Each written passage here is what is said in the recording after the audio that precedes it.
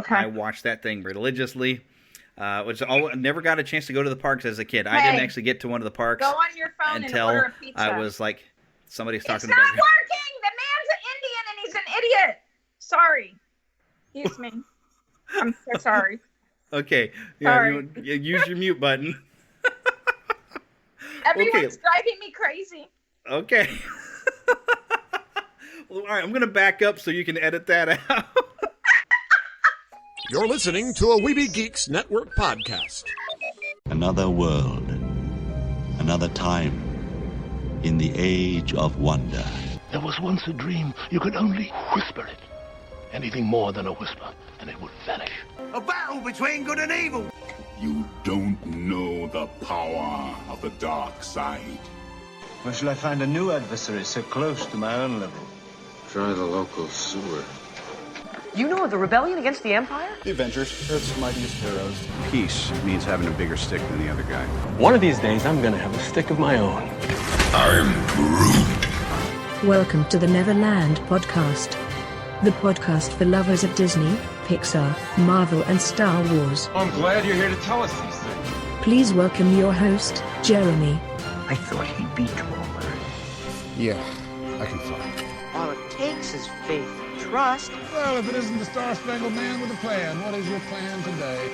Up to Neverland!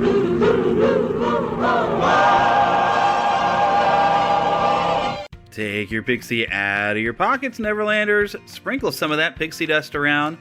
Think up that happiest thought. And let's fly away to Neverland. I, of course, am your Spider-Pan, Jeremy. I'm here, of course, to be, well, your head lost boy. That's kind of what I do here.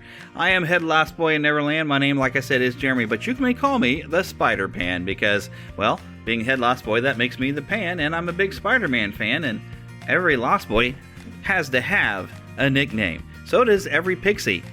We don't have any lost girls around here because girls are too clever and they don't get lost. Anyways, we've got some fun here on the show. I'm actually part of, a couple of different new podcasts.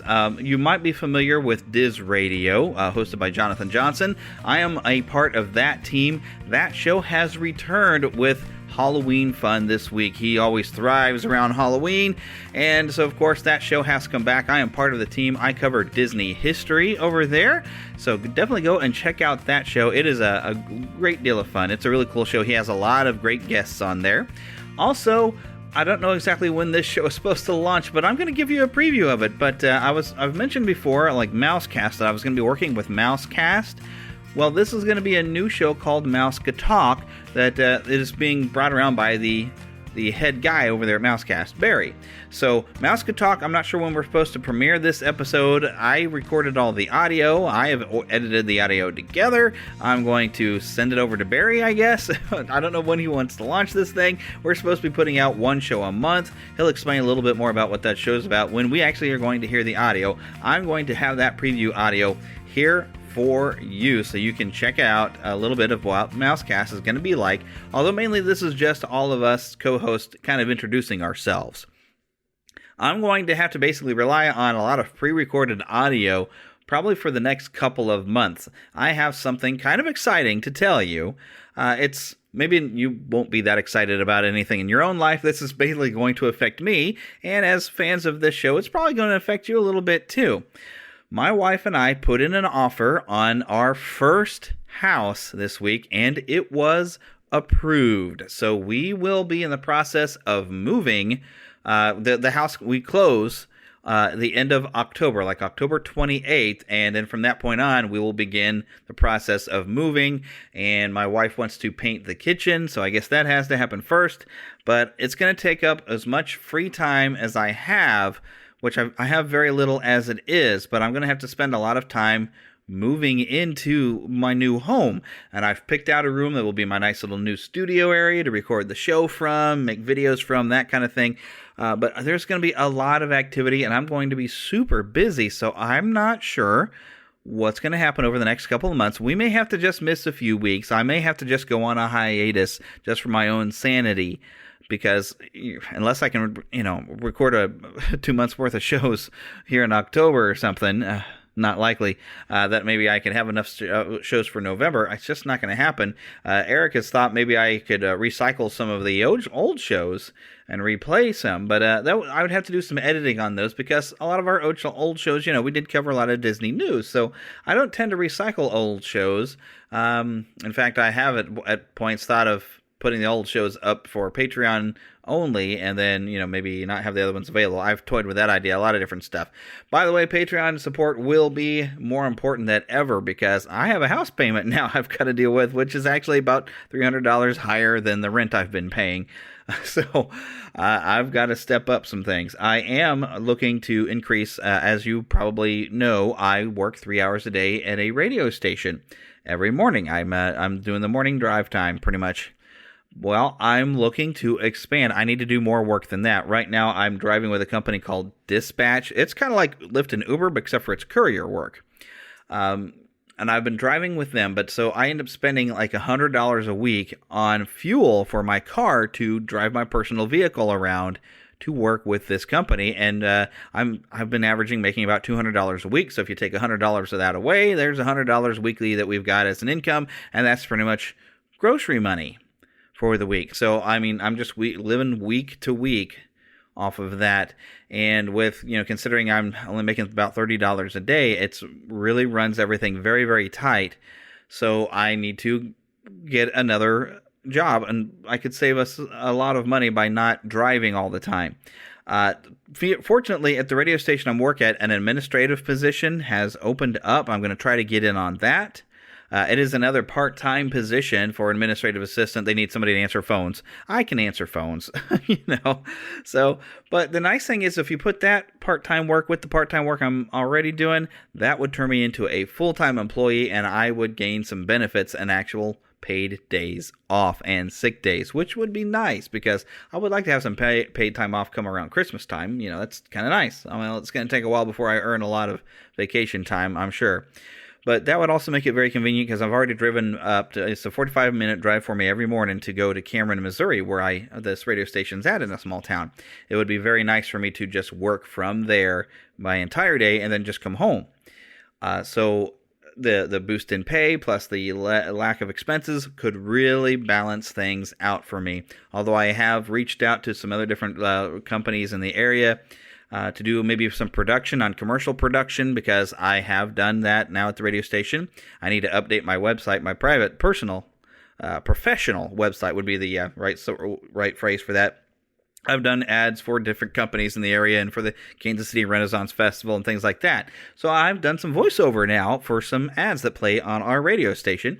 And of course, with this other company that needs somebody who does that to do that type of production, that is an option for me maybe when I finish my shift on the air, because I would like to not give up my on-air position that I have, even though it's only 3 hours a day. I would travel to this other company and start working on production there. I've also put in with yet a third company that needs somebody to be on the air for a drive time show in the afternoons, which would also work out very well for me because then I'm on the air in the morning in one place, I'm on the air in the afternoon in another place, and I'm doing my dream work pretty much. So there's also been some other potential business opportunities. I'm working with the Real Brian of the Real Brian Show. I've mentioned before. We're working on some potential opportunities that may open up for us. So life is really stressful and in transition, and all kinds of things are going on with me all at once. So I may have to take some time off. Normally here, launching into October, I would have a bunch of themed shows for October, but I really have not honestly had the time to think about what kind of things I would like to do for October, other than I was planning to have Jim Corcus come back. Because he's got a new book, and also he wanted to talk to us about the making of The Nightmare Before Christmas, and I think I would like to still try to do that this month, so I will still try to get that rolling, but I may not have as many episodes this month, and I might not have as many themed episodes. After all, how many times can I talk about the Haunted Mansion? So, I'm working this out. I've got a lot of things I have to deal with, and a lot of things on my plate, so if you have some weeks that you don't see an episode, don't worry, it's not really the end of the show, it's just me not really having time to present anything. And there might be some weeks where I just I've got some audio of this. I've got some presentations that I have never shared with you at conventions and stuff like that, that you might just hear me transition straight into a convention audio. And I am planning upcoming, I did get to attend a Jeff Barnes, the writer of The Wisdom of Walt and Beyond the Wisdom of Walt. He gave a keynote speech here locally, and I do plan on sharing that audio with you very, very soon. So that is upcoming. But I wanted to let you all know what all is happening before we really get into some fun on this show. But I think that covers everything that I needed to get across to you, wanted to communicate with you.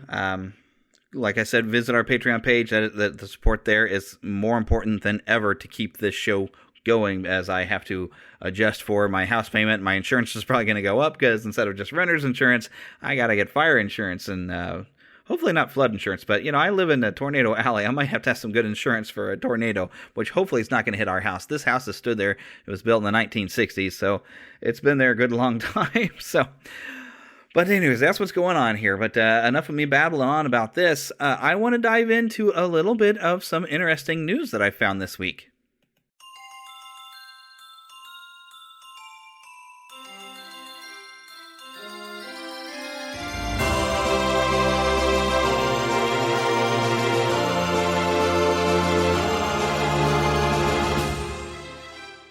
Spanning the Disney and geek universe to bring you the best in comics, toys, movies, and entertainment. This is news from around Neverland. So the Main Street Electrical Parade is having its last day today. I think they're supposed to have it maybe one more time Monday night. The website's a little unclear at the Disneyland.go because it says it was running from August 2nd to September 30th, but it also mentions like one day left, last day September 29th. But by the time you hear this, will be the 30th, and I think they're going to have it one more time. But that's when, of course, they're going to start some Halloween parades coming up, of course, for Mickey's Not So Scary Halloween Party, which I guess they've moved that mainly into, I think it's Oogie Boogie who's really running everything over in DCA. So, but I expect they're going to have some sort of Halloween-style parade going on in Disneyland. That's what would be my thought. Probably the Boo to You parade. That is what I'm expecting. I can't find anything that confirms that, but that is what I'm expecting. And after that, of course, they're going to move straight into the Christmas Fantasy Parade over in Disneyland. That's going to run November 7th on probably through Christmas. And then early in 2020, Mulan's Lunar New Year procession will come along into Disney's California Adventure Park.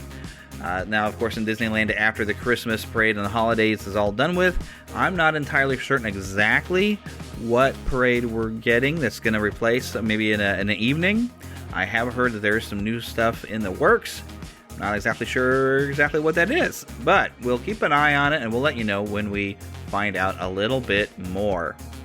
But this, of course, is your last chance to see the Main Street Electrical Parade at Disneyland. I honestly thought they were going to keep it around a little while, but I guess it was just kind of a summer special. Well, that's okay. I mean, I'm sure you got a chance to check it out and enjoy it if you wanted to. I hope you did. I wish I could see it. I would have really liked to see it. Something else I wish I would have liked to have been able to see was Illuminations, Reflections of Earth, but I have definitely missed out on that one. But there's this really nice jacket that they're making available. It's a Spirit jersey at Mouse Gear, World Traveler, and the kiosk outside port of entry in Epcot that is now available today. And it's got some of the modern Mickey artwork. They're calling it a jersey. It looks more like a long sleeve shirt. That's how it appears to me. But it's got Mickey and Minnie on the back with looks like some bits of the pavilions around Epcot, and then at the top it's got the the opening up dome that's the torch, and it's got fireworks and it says Illuminations on the back. It's very neat looking and a great way, I think, to commemorate 20 years of this show. Something else that's going to be really new to you, I think they've done some media soft openings this week, but officially launching up here today, Sunday, as I record this, and so it'll be active by the time you hear this. The Disney Skyliner Transportation System is open, and I have so far heard some fairly nice things about it, that it's turned out to be a great thing. And there's some video up on the Disney Parks blog. If you go to their website or to their YouTube channel for Disney Parks, you can watch some video, and it looks like it's very comfortable seating, and it looks like it's the glasses where you can see out and you get a whole view of the resort area. I've seen pictures on Instagram of ornaments that they have for sale that look like the Skyliner cars with all the different characters on there. I've seen Haunted Mansion ones, and just looks really, really great.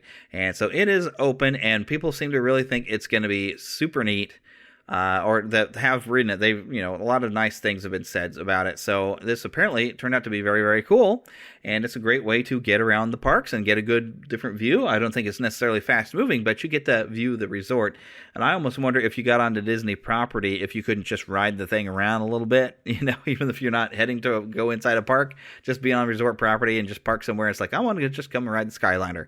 I'm wondering if that is an option. I am not entirely certain about that, but I think that would be very, very cool to just come by and just ride the Skyliner, just for a little bit. Also, keep in mind the International Food and Wine Festival is still going throughout the rest of this month, and that they have been promoting on the blog that there are events for kids to do during the event. So feel free to bring your kids over there, even though, yes, I know it's food and wine, and your kids are not going to drink any wine, but your kids are going to like food. Your kid might be picky and might not try everything, depending upon your kid. But, it's still definitely worth bringing them out. And another just kind of a nice story is that Disney did give $100,000 to help bring arts programs to some youth at the Central Florida Community Arts during a weekly choir rehearsal. Apparently they've been doing this now for weeks. They're just finding different places to give a grant for a lot of different things around Central Florida. They've already done stuff through McCormick Research Institute, the Covenant House, Community Hope Center, and After School All-Stars. They're going to be doing this for at least 4 more weeks, giving away some grant money to various different programs in Florida. So, you know what? That's pretty cool, and good on them. All right, y'all. One more time. It don't matter what you look like. It don't nobody gonna sing with me. Okay. The Neverland Trailer Park. Yes, a new trailer dropped. And you've probably already seen this, but I'm going to play the audio for you anyway. But we have a full trailer now for Frozen 2. Far away, as north as we can go, once stood an enchanted forest. You've seen an enchanted forest? Yes, it was a magical place. But something went wrong. Since then, no one can get in or out. Wow, Papa, that was epic. What would I do without you? You'll always have me. Has Elsa seemed weird to you? She seems like Elsa.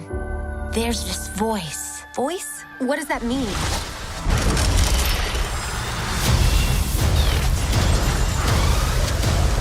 Head for the cliffs! I'm gonna blow! I got you! The kingdom is not safe. Find who is calling to you. They may have answers. I'm going with you. Anna? No. Excuse me, I climbed the North Mountain, survived a frozen heart, and saved you from my ex-boyfriend, so, I'm coming. That's normal. Where are we? How did you get in the forest? The mist parted for us. Impossible. Where did you learn magic?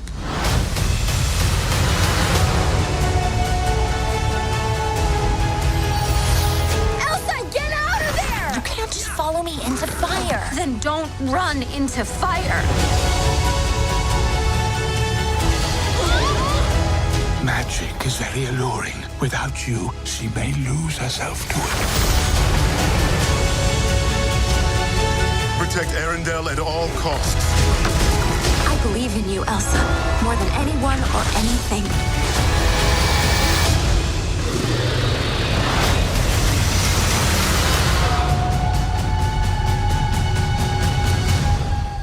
Question. Is the whole putting us in mortal danger gonna be a regular thing?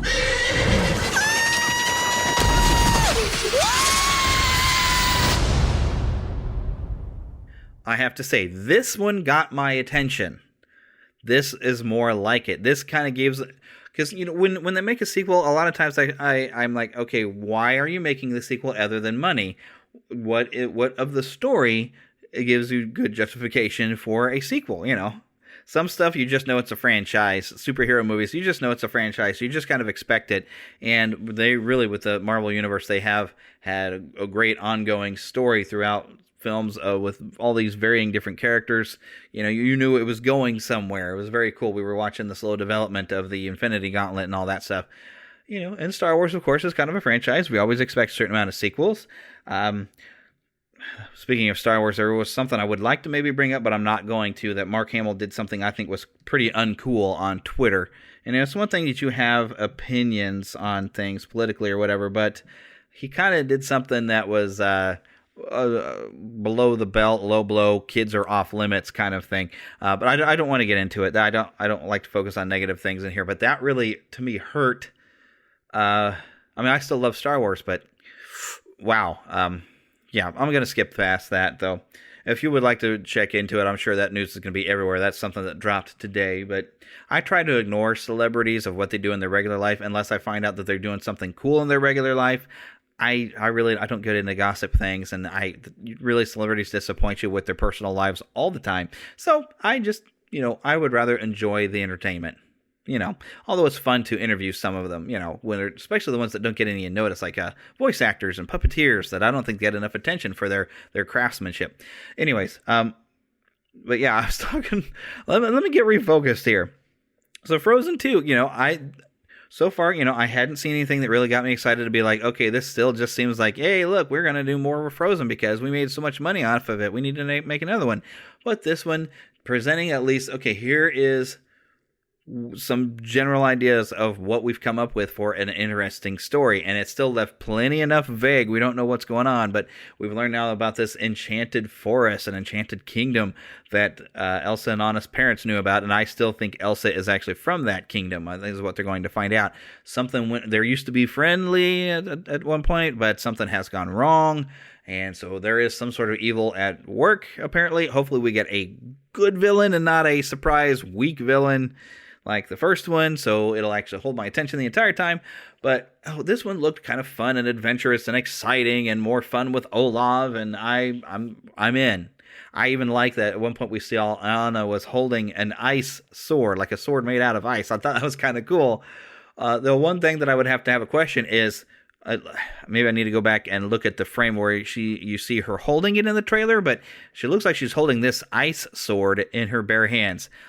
Anna would get frostbite, okay? I don't care how much you can handle of cold, you're holding ice for a long period of time, you get frostbite. So she needs to wear some sort of glove so she's not in skin contact with it. So I want to go back and look to see if she's wearing a glove. You know, and how nice of Elsa to make Anna an ice sword, I guess. But it's kind of cool. But I'm just thinking, you know, it's kind of important that you don't hold that with your bare hands for long, because holding it for, you know, holding ice like that for too long, you're going to get frostbite. It's going to have an effect. But with this trailer, it was much more exciting. I think it showed there's definitely more adventure than what maybe we've been previously teased at. So this looks like it's going to be entertaining, and I am now interested in seeing it to see what all they've come up with in this enchanted forest, and so I'm in. Let's take a ride at a Disney park. Let's take a ride right now. Oh, oh. For that. Welcome to the Avatar program.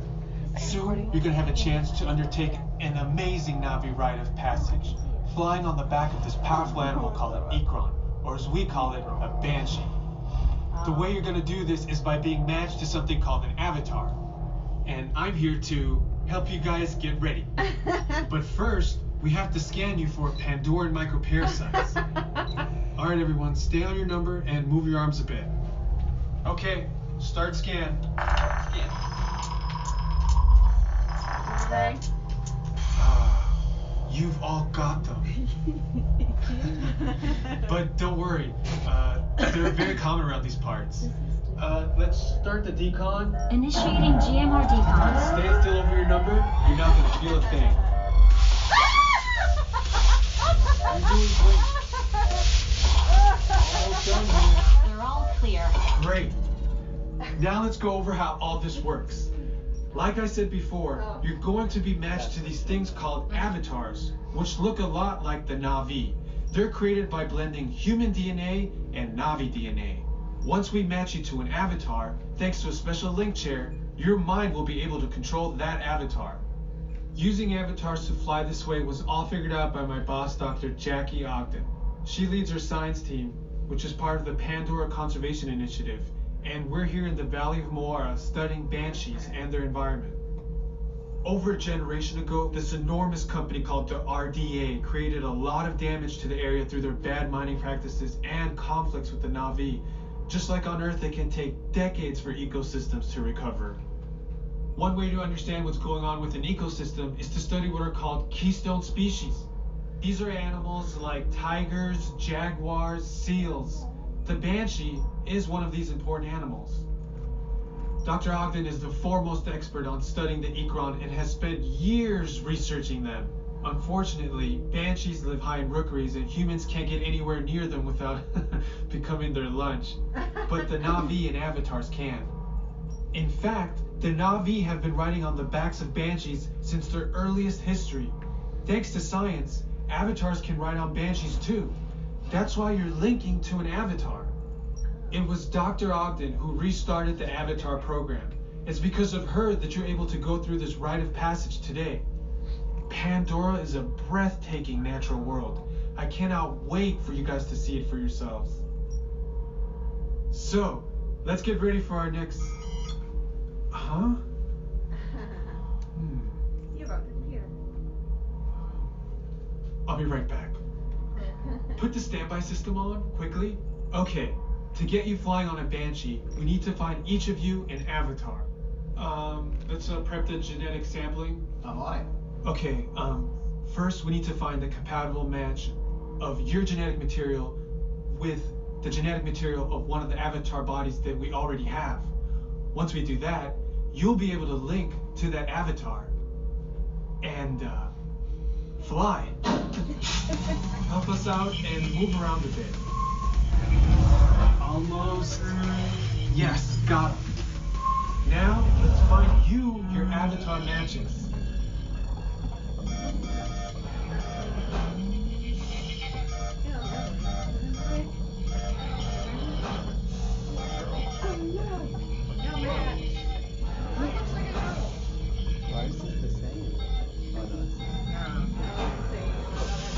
All right, you've all been matched with avatars.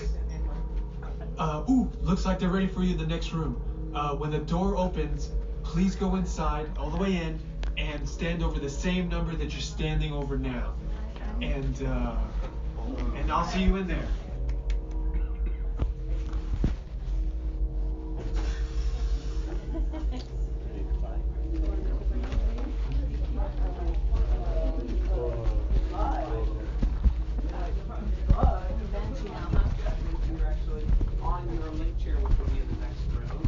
Great to see you.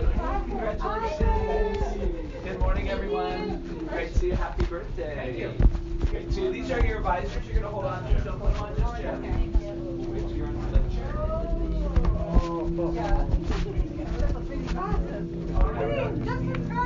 Yes. All right. Random land. You've all made it. It's important that you can all see me, so move a little if you can. Before we send you to the link chamber, let's watch this piece by Dr. Ogden, who runs the program. Welcome, everyone. I'm Dr. Jackie Ogden from the Pandora Conservation Initiative. You're about to experience a ceremony that's very special to the Na'vi, flying on the back of an Ikran, or as we call it, a banshee. To the Na'vi, connecting to an Ikran and flying on its back is an incredibly important rite of passage they call Ikni Maya. With permission from the Na'vi and in partnership with Alpha Centauri Expeditions, we can now bring this amazing experience to you. The way you'll be able to fly is by linking to an avatar that's already on the back of an Ikran. Let's see how this works. We establish a link using powerful psionic amplification equipment. A human driver is connected to an avatar, which could be physically hundreds of kilometers away. When you follow our technician into the link chamber, you'll see a series of 16 link chairs. please go to the number that matches the number you're standing on now. First, stow your gear in the storage containers on the back wall. This should include all bags, cameras, and other items, including cell phones. It's important to push them all the way into the bin. Then get onto the chair as you would a bike. Straddle the seat, step forward, and sit down. Slide your hips forward until you are against the chest pad, and then move your feet all the way forward. Wait until you're seated before you put on your flight visors. Hold onto the hand grips as shown. It's important to hold onto the hand grips at all times. After you're seated, back and leg restraints will be firmly engaged. For your safety, throughout this entire experience, always remain seated and supervise your children. Once the link takes place, you'll be connected to your avatar and sitting on the back of an Ikron. It'll feel like you're really there. Moments later, you'll begin your flight. A Na'vi guide will lead you out. You'll experience the breathtaking beauty of Pandora, but you might also face some of its greatest challenges. Some of this flight might be intense, but trust your guide and be brave. As the Na'vi say during this important rite of passage, Sivak Ho, rise to the challenge. Good luck. All right, you ready? Let's get you into the link chamber. All right, good morning, Conte Travis. Great to have you flying with us today. Two quick things before we head inside. Number one, you will be restrained at a height above the ground, and secondly, the floor under you will be moving. If you're prone to motion sickness or a fear of heights, this is a great time to opt out. Is everybody okay to fly? Yep. 1 through 8, you're going to follow me in first, then 9 through 16, you'll follow number 8. Here we go. Attention drivers, stow your gear on the back wall and then get onto the link chair the way we showed you in the video. Then put on your flight visors. For your safety, throughout this entire experience, remain seated, lean forward, holding onto the hand grips, and supervise your children. Para su seguridad, durante toda esta experiencia deberán permanecer sentados, inclinarse hacia adelante agarrando las barras y supervisen a sus niños. Gracias.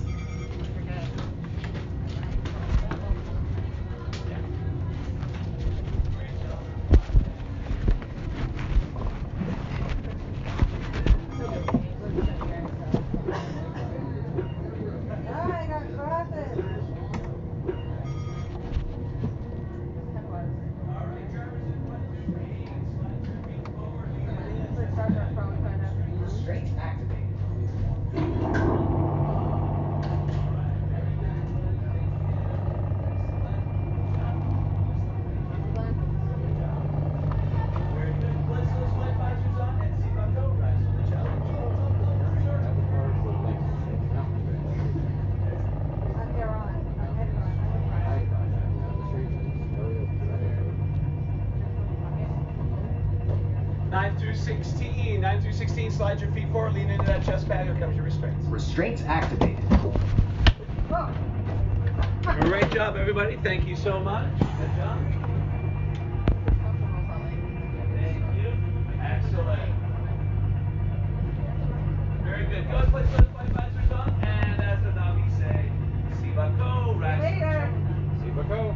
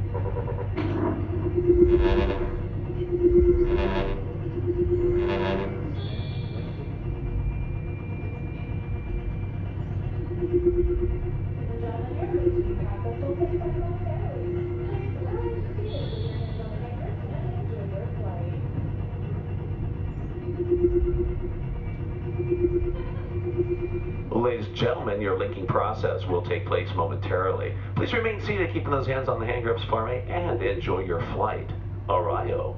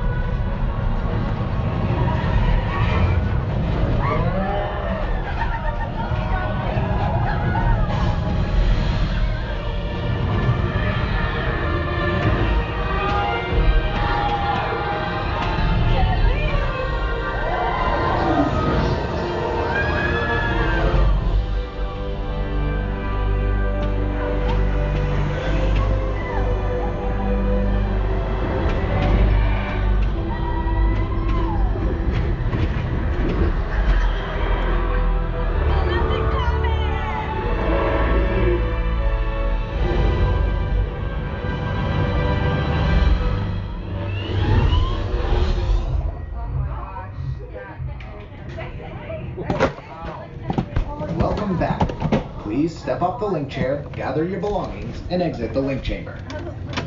Oh my god. Oh my god. That is amazing. Oh my god. Oh my god. I know, right? Oh my god. To Disney and beyond. Hello and welcome to Mouseketalk. I am your host, Barry, and our show is a little unique because we're going to be interviewing other podcast hosts and bring them on, and we're going to be talking about different Disney things. But tonight, we want to go ahead and introduce you to our cast here. We have a bunch of them on, so we're going to let them introduce themselves and tell you why they love Disney and what podcasts they listen to. First of all, again, my name is Barry. I am host of the Mousecast podcast. What we do is we do both interviews and we also talk about the latest Disney news and do a whole bunch of different things to get you engaged into the Disney community. So our slogan is we are the show where the mind meets the magic. So we try to bring you into a little bit of not just Disney World, but also Disneyland and the other parks around the world. So I'm going to go ahead. I'm going to turn it over to Jeremy. Jeremy? Well, obviously I'm Jeremy then, but you may call me the Spider-Pan. I am head Lost Boy in Neverland, which makes me the Pan. I'm also a big Spider-Man fan, which makes me the Spider-Pan, because all Lost Boys and Pixies have nicknames. Toodles doesn't hang around anymore, by the way, just in case you're wondering. He lost his marbles. But so basically when you come to Neverland, Pixies pick out a name, and no, we don't have Lost Girls because girls are too clever. They don't get lost. But I host Neverland to Disney and Beyond, formerly just known as the Neverland Podcast. You can still find our website at neverlandpodcast.com.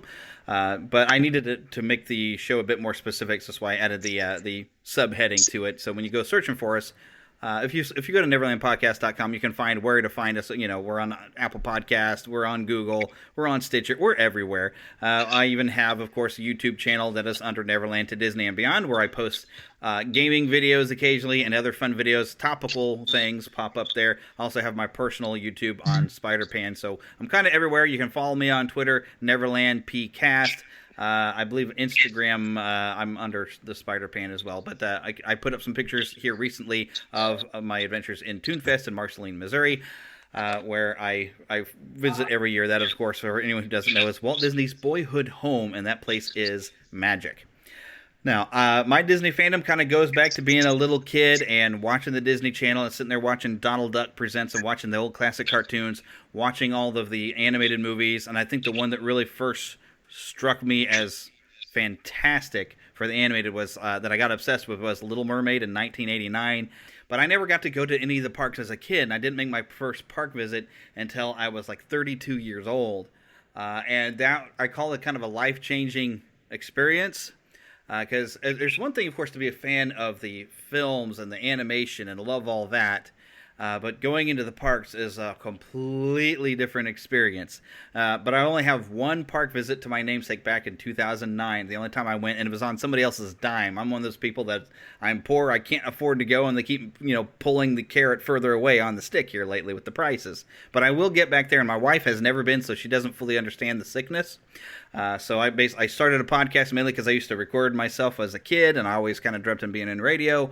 So I started making the podcast, not necessarily intending to create a Disney podcast. So we do go outside Disney every once in a while if you listen to the show, because we're topical. I'll do a little bit of news, but mainly topics because we're just fans of all the different stuff. Basically, I knew I was a Disney podcast when Disney bought everything I've always loved, like Marvel and Star Wars and everything. So if they go and buy Doctor Who and Star Trek, I'm going to just tattoo Disney on my forehead because they just own it. So that'll be the end of it. So, but yeah, so that's I've kind of got my obsession to go a little bit further, but I focus a little bit more on the entertainment side. But I'm definitely more of a fan of classic Disney than I am. I still like some of the modern Disney, but I love the classic stuff even more. Definitely the Walt era and some of the years after that is still some of my favorite. I'm still completely completely enchanted within 5 seconds of watching Pinocchio when you look at all the clocks. I'm just completely enchanted by that movie, you know. So I love classic Disney and I enjoy modern Disney, but it's not always as good. It's really hard to live up to one of the things that Walt created in his lifetime. So anyways, but I also am fond of babbling, and so I will just keep going. So I'm going to stop. All right. Let's turn it over to Ty. Ty, why don't you go ahead and let people know about you? Hey guys, I'm Ty. I'm a very proud Texan, and I'm one of the 3 hosts of the Great Big Beautiful Podcast. You can find us on Facebook and Twitter and Instagram. I've been a Disney fan for as long as I can remember. I'm only 35, but as long as I can remember, I've been a Disney fan, whether it be watching the movies or going to the parks. I've only been to the parks 3 times, and my last trip was 2009, but that has not stopped my love for Disney at all. Big fan of Disney movies, and then as soon as Star Wars and Marvel came under the Disney cloud, I was like, oh, I'm done. Disney, take my money whenever you want. But yeah, but at the risk of rambling on, I'm going to stop right there, though. All right. Oh, all right. There's nothing wrong with rambling. I'm good at it. All right. Let's turn it over to Kim. Kim. Hey, guys. It's Kim Pachano. I am a reformed non-Disney fan.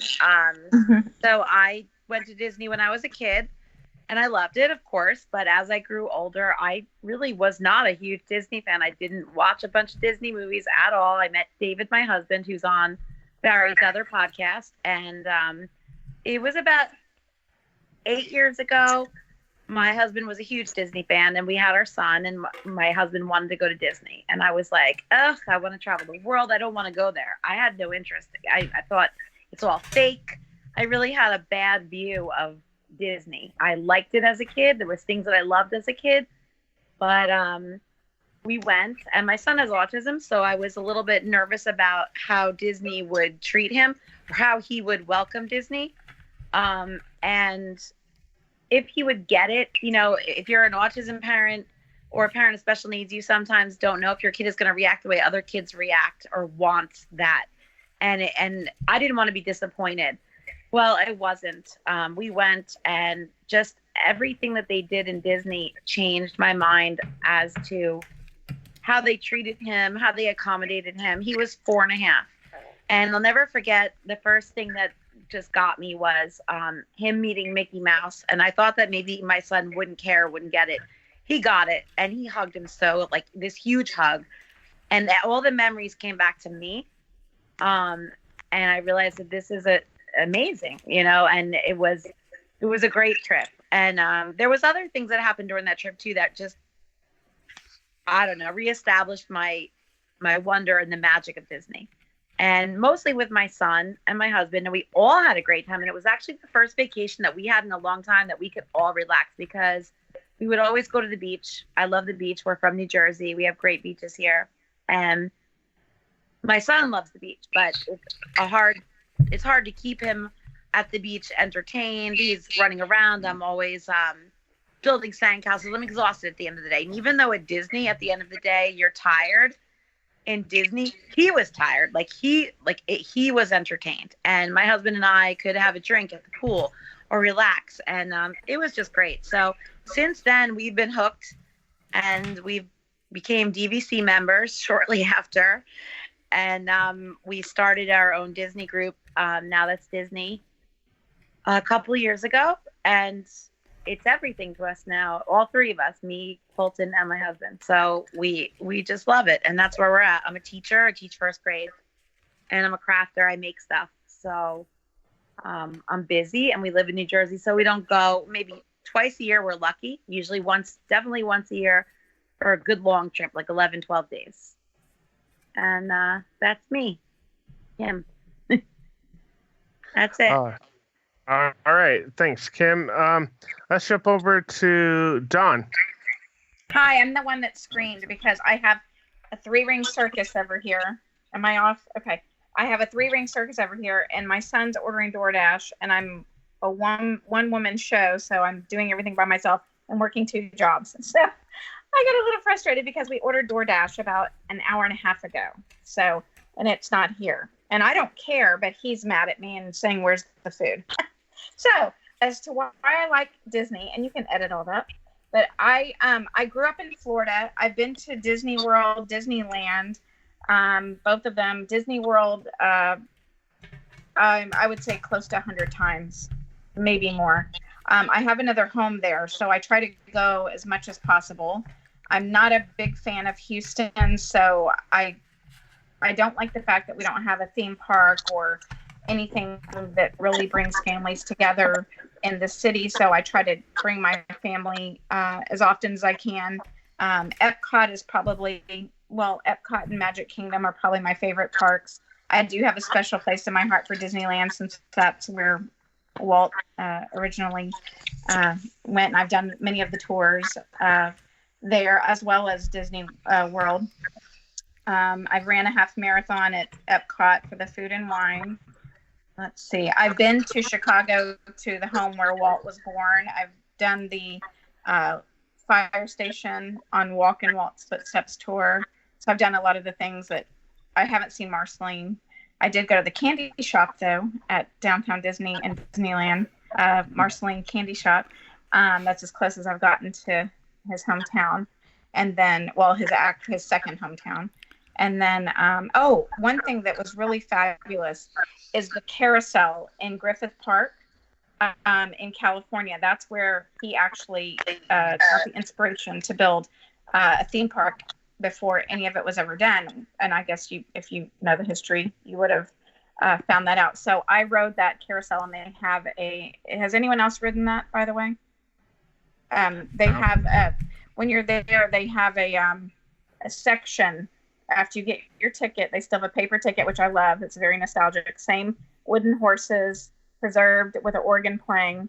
And then when you get your $2 ticket, that's what it was when I was there, they have a section that has the bench that he sat on and pictures with him. And, maybe the first picture of Disneyland when it was the grand opening, that kind of thing. And a little bit of like a little miniature museum, if you will. And then just riding the carousel, knowing that he, that was the inspiration. I was crying. My kids are like, "Mom, you're so crazy." But it was just very emotional to me that, you walk through the park and you see the awning of the carousel, and the fact that it took, he sat there and watched this and thought, "I wish there was something I could do with my kids and my family, and parents could actually enjoy it instead of just sitting back." It just was moving to me. Anyway, I'm babbling. So that kind of taught me to realize how important it is to find something to do, to bring your kids and have that special time with them. And you'll never, forget it. It's memories you're building that last a lifetime. Hooray for babbling. Sorry. All right. I'm putting it on speaker now. Off. All right. Let's jump over to Kara. Kara, why don't you tell us a little bit about yourself? Hi, everybody. I'm Dr. Kara. That's my handle on Twitter, and that's my YouTube channel name. I am a Disney travel agent, so I'm actually a travel agent for everything, but we specialize in Disney. So on Facebook, it's simply Magical Vacations by Kara. And so I go frequently to all Disney destinations. I've been to Disney World 6 times this year. I've been to Disneyland once so far this year, and I've been on a Disney cruise in the last couple weeks. So definitely enjoy going to Disney destinations. I enjoy booking other people, to go to Disney destinations. And so Disney is just one of those places where excellence is in the details. And so the more that they focus on being excellent, the better it is for everyone. And so I just enjoy helping people make simply magical memories. So that's my passion. Nice. All right. And also joining us to help us on the podcast is the great folks of Disney History 101. And joining us tonight is Mark. Mark, why don't you tell us about what you guys are up to? Okay. My name is Mark. I'm a Disney History 101 producer. My wife, Beth, and I run an online museum called DisneyHistory101.com.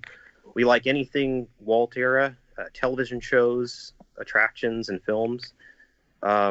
Personally, I'm a historian, an archivist, and producer of shorts starring field guide Beth. You might notice her in a red vest and plaid. She's not an actual tour guide, but she is pretty knowledgeable about things that have to do with the Walt Disney Company and certain Disney parks. She very well could be a tour guide. She's very interested in preservation. She has a passion for people-oriented stories. So those are the types of things that you'll hear her reporting on from time to time at DisneyHistory101.com. We do have a YouTube channel. We are on social media. We're on Facebook. We're on Instagram. We collect a lot of vintage images of the parks. You might want to check out some of our vintage views there of things from Florida, things from California, and also from the studios. As far as our films and our shorts, they're divided into two categories. We report on people and places that are relevant to Walt Disney, his life, his work, and his legacy. The people shorts, as far as those go, we interview actors, actresses, artists, and authors that are affiliated with Walt Disney Studios and Walt era parks.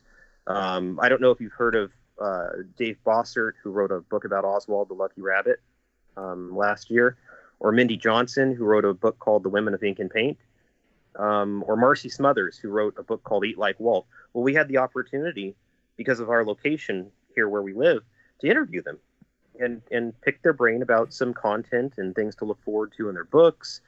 And we built up a nice relationship with them. We also interview artists and actors, former performers in the parks.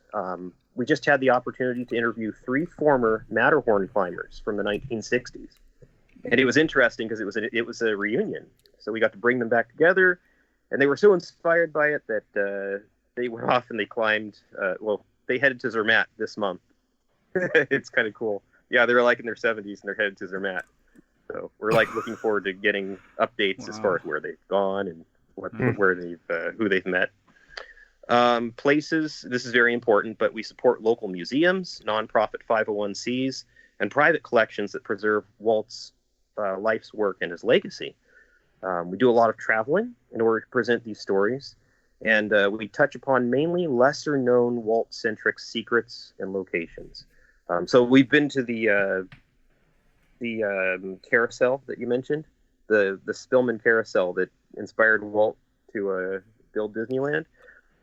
But we've been to all sorts of other places. This past year, we went to Arizona, Texas, and several areas in Northern California over the past few months. So that's pretty much it. That's DisneyHistory101.com. My name is Mark, and I look forward to joining you here in the future. Thank you.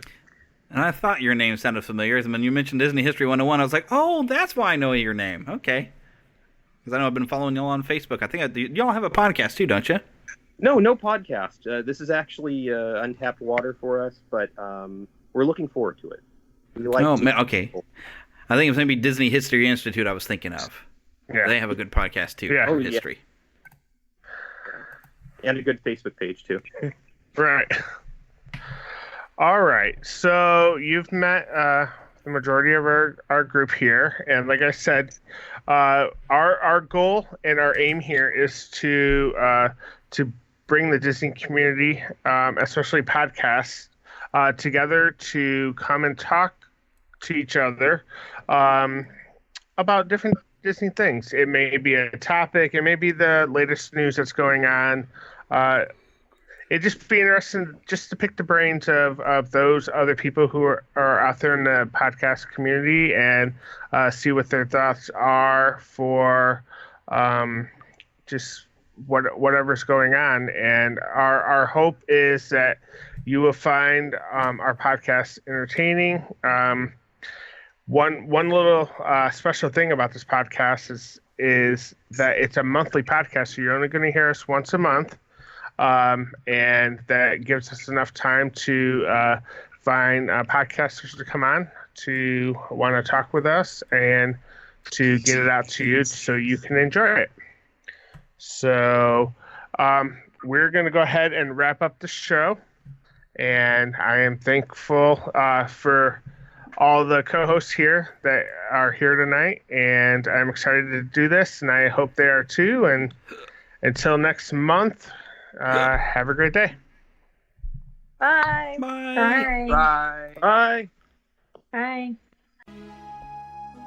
Thank you for listening to the Neverland Podcast. We invite you back next week for more fun and adventure. Until then, remember to keep a pixie in your pocket. It's that young at heart, positive attitude that you can share with others. And remember to visit our website at neverlandpodcast.com. There you can find links to our news page, our shop, our contact page, where you can easily send an email to podcast@neverlandpodcast.com. You can also find our Neverlanders page, where you can find out how to become an official Lost Boy or Pixie, because girls are too clever to get lost. Become a real Neverlander. Please feel free to leave us a voicemail at 816-226-6492. And be sure to follow us on Twitter at NeverlandPcast. And like our Neverland Podcast fan page on Facebook. We also have a group on Facebook for you to join. We also appreciate your support to keep the Neverland Podcast up and running. Visit patreon.com/NeverlandPodcast to donate to keeping the pixie dust alive.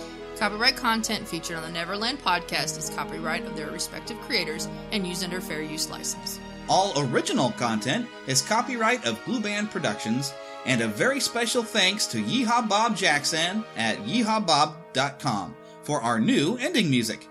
God bless! Hello, everybody. This is Yeehaw Bob Jackson.